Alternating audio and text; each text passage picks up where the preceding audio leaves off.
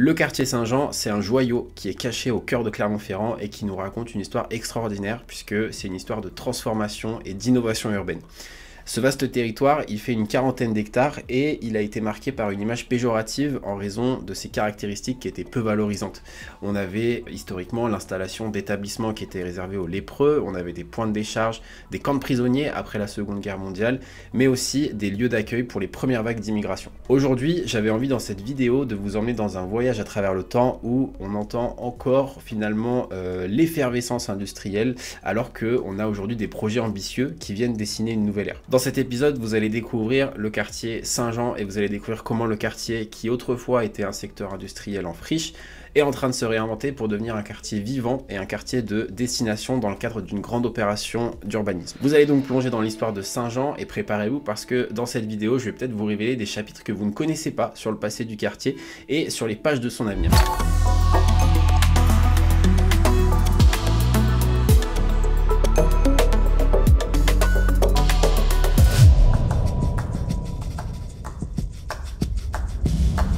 Déjà, il va être intéressant de définir clairement ce que c'est que le quartier Saint-Jean.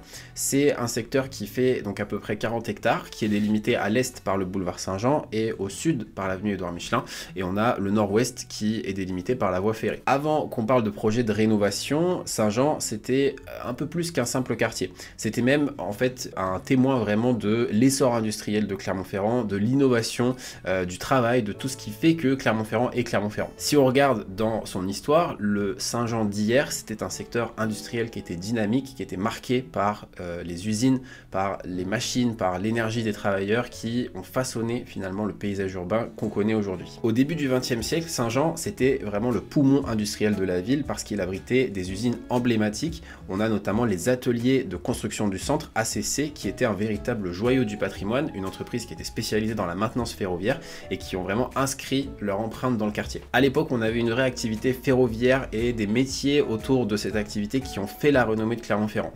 Et l'histoire du quartier de Saint-Jean, c'est vraiment le cœur de cette activité avec une communauté, des artisans qui étaient passionnés, des visionnaires qui ont finalement contribué à élever Saint-Jean au rang de fierté industrielle de la région. Mais malheureusement, le temps a laissé son empreinte et a transformé les industries florissantes qu'on avait autrefois aujourd'hui en vestiges oubliés.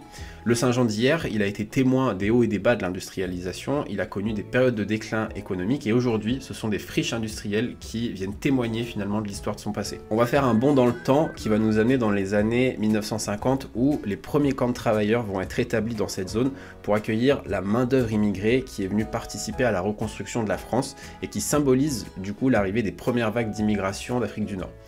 Les premiers groupes de logements du quartier d'Herbé et les cités d'urgence de Saint-Jean vont faire office de point d'accueil. Et il faut dire que les conditions de vie dans ces premières cités, elles étaient précaires. On parlait même de bidonville. Mais malgré ça, la solidarité entre les habitants était bien présente et il y a des décisions de relogement qui ont été prises face aux difficultés, notamment lors de l'hiver 1954. À partir des années 70, le quartier Saint-Jean connaît un vrai tournant. Les manufactures, les usines, les raffineries vont fermer progressivement pour laisser place aux abattoirs et à toutes les entreprises filières de ces abattoirs. Ces derniers, ils ferment en 2003 et ils vont laisser là encore quelques 7 hectares de friches qu'il va falloir réinvestir. Et jusque dans les années 90, le quartier Saint-Jean, ça continue d'être un quartier qui préoccupe en raison notamment de la violence qui est présente, un quartier qui dénote et qui conserve sa marginalité par rapport au développement du reste de la ville, notamment par rapport au terrain qui reste en friche.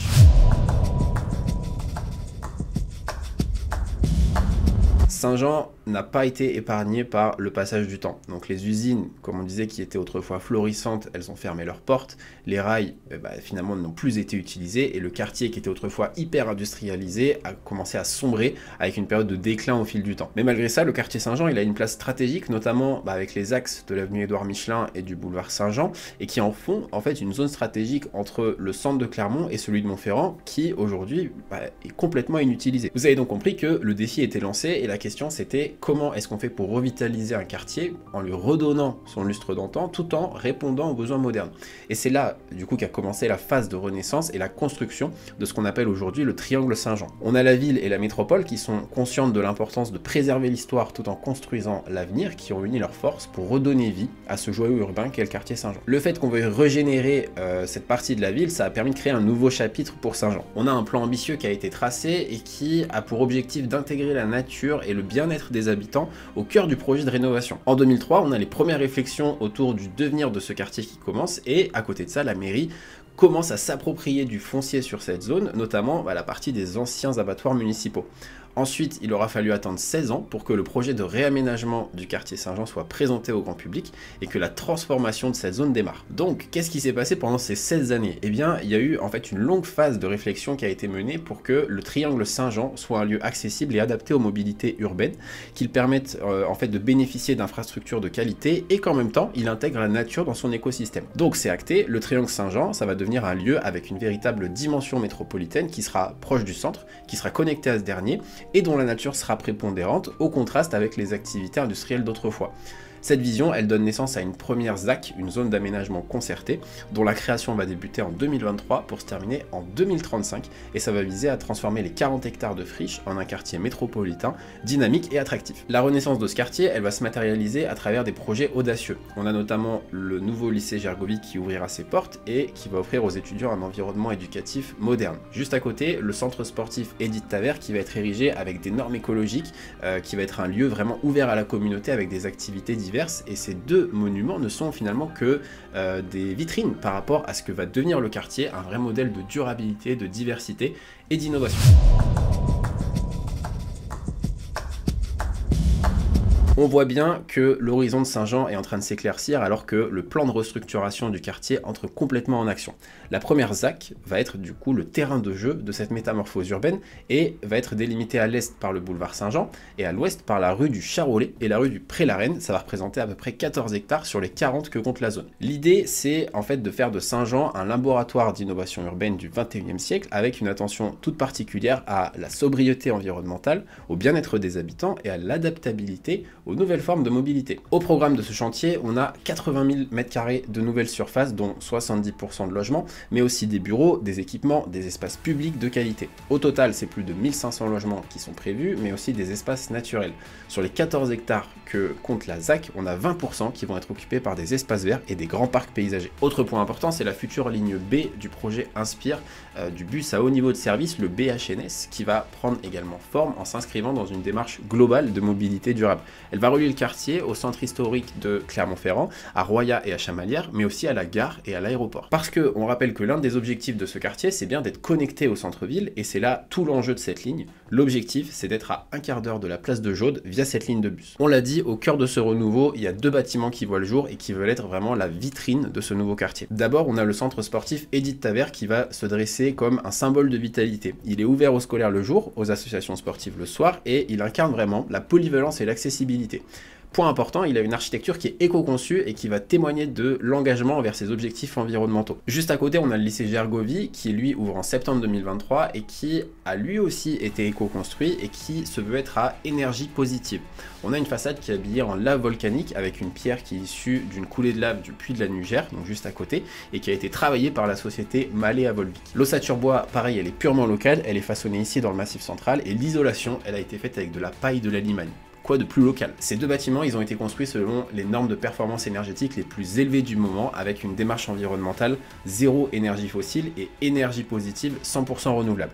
C'est des bâtiments qui sont considérés comme les plus ambitieux en termes d'opération d'urbanisme dans la métropole clermontoise. Et la petite fierté de ces deux bâtiments, c'est qu'ils détiennent le label E4C2, c'est le label qui est le plus exigeant à ce jour. Ça veut dire qu'ils produisent plus d'énergie qu'ils n'en consomment et ils émettent un niveau minime de CO2. Vous l'avez compris, les rues vont s'animer, les commerces vont fleurir, la communauté va retrouver un espace de vie dynamique, les transports en commun vont s'intégrer et vont faciliter la mobilité au sein du quartier et au-delà.